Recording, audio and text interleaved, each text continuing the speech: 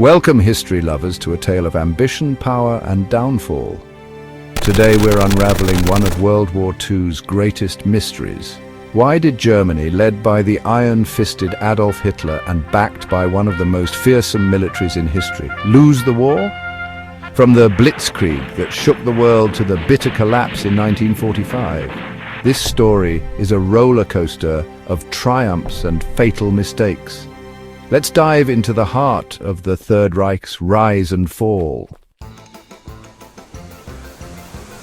First, let's talk about Germany's strengths. Under Hitler, the Nazi war machine was a juggernaut. By 1941, Germany had conquered most of Europe. Poland, France, Norway and more, using Blitzkrieg, a lightning-fast strategy of tanks, planes and infantry. The Wehrmacht had 3 million soldiers, 3,000 tanks and 2,500 aircraft at its peak. The Luftwaffe dominated the skies and U-boats terrorized Allied shipping. Hitler's charisma united Germany, promising a 1,000-year Reich. So how did it all go wrong? Let's start with Hitler himself. While he was a magnetic leader, his strategic decisions were disastrous. In 1941, he invaded the Soviet Union, Operation Barbarossa, a move that stretched Germany's forces across an 1,800-mile front. The Soviets had 5 million troops, 23,000 tanks and endless reserves. Hitler underestimated them, famously saying, "We only have to kick in the door and the whole rotten structure will come crashing down." Spoiler, it didn't. Winter hit hard. German troops, unprepared for Russia's brutal cold, froze in -40 degrees Celsius temperatures. The Battle of Moscow in 1941 saw 250,000 German casualties. Then came Stalingrad in 1942, Germany's worst defeat. The Sixth Army, 300,000 strong, was encircled and surrendered after losing 200,000 men. Stalin's scorched earth tactics and the Red Army's resilience turned the tide. By 1943, Germany was on the defensive. Germany's empire was too big to hold. Hitler fought on multiple fronts: North Africa, Western Europe, the Balkans and the East. In 1942, the Allies hit back. In North Africa, General Montgomery's victory at El Alamein pushed Rommel's Afrika Korps out.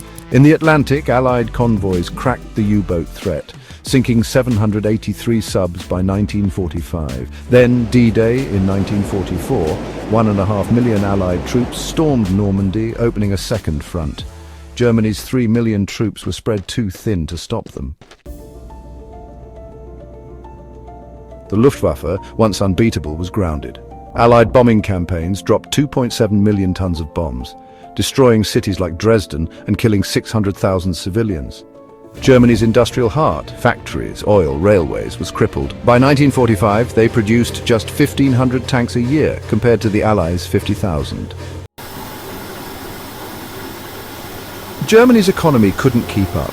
Despite early plunder from conquered nations, resources dwindled. Oil was a nightmare. Germany needed 18 million tons a year but produced only 5 million. The Allies targeted oil fields like Ploiești in Romania, cutting supplies to a trickle. Synthetic fuel plants couldn't fill the gap. By 1944, Luftwaffe pilots had just 10 hours of training, down from 240 because of fuel shortages. Manpower was another crisis. Germany lost 5.5 million soldiers by 1945.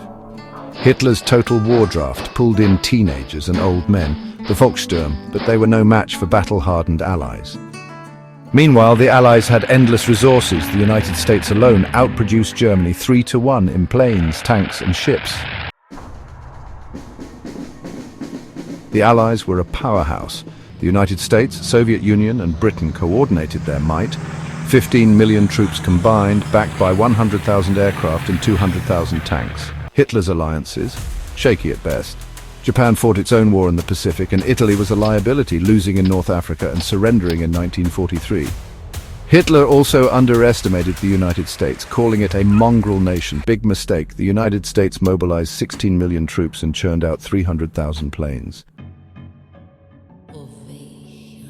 Hitler's paranoia didn't help. He ignored his generals like Guderian, who warned against invading the USSR. His obsession with wonder weapons like the V2 rocket diverted resources from practical needs. By 1945, Germany was isolated, surrounded, and out of options. Let's not forget the moral cost. The Holocaust, 6 million Jews murdered, along with millions of others, turned the world against Germany. Nazi atrocities fueled Allied resolve.